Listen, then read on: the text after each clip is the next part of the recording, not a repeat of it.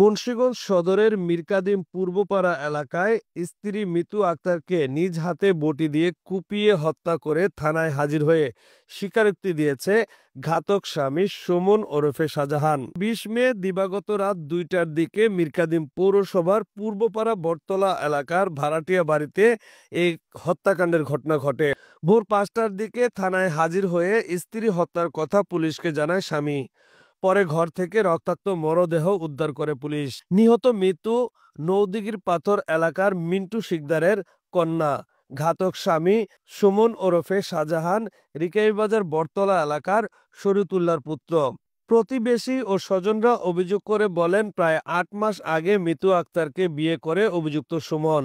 মিতু আক্তারের এর আগে আরেকটি বিয়ে হয়েছে, সেখানে ৩ সন্তান রয়েছে। সুমনের তাদের মধ্যে পারিবারিক ঝগড়াঝাটি লেগেছিল। কিছুদিন আগে তার বাবার বাড়িতে চলে গেলে গতকাল তার স্বামীর বন্ধুরা তাকে বাড়িতে ফিরিয়ে আনে।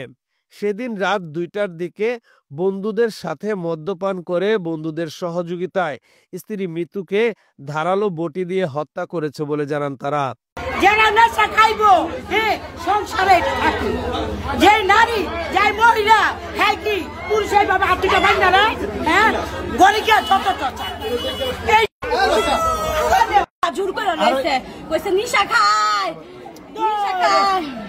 কইতে যে জোর করে লইছে, আইতে চাই নাই। আমার ফুবু গেছে গা, জোর করে লইছে।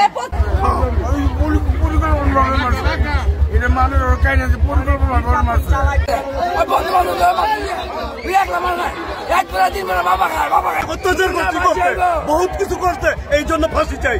যত কিছু হোক, এই একটা মায়ের মাইরা বলাইতে রাত্র করে এটা ঠিক হইতে পারে। ওই একটা নেশারু জুয়ারু, বুঝছেন?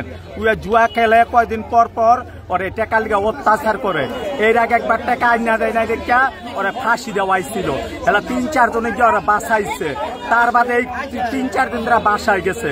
পরশুদিন লিঙ্কর আর সুমনে গিয়া আতঙ্কদের আনছে আইনা। এই কালকা রাত্রে চাল করছে ওরা, এই মাইরা লাইব। এই কালকা রাত্রে মনে করেন খুবই হত্যা করে। মুন্সিগঞ্জ সদর থানার officer in charge OC Saiful Alam জানান, স্ত্রীকে হত্যা করে নিজেই থানায় এসে আত্মসমর্পণ করে স্বামী সুমন মিয়া। তবে ঘরে বসে মদ্যপানের বিষয়ে কিছু বলেননি তিনি। ওসি জানান, নিহতর মরদেহ উদ্ধার করে ময়নাতদন্তের জন্য মুন্সিগঞ্জ জেনারেল হাসপাতালের মর্গে পাঠানো হয়েছে। এই ঘটনায় হত্যা মামলা দায়েরের প্রক্রিয়া চলছে। Mohammad Jahangir Alam, news 71.tv, Munshiganj.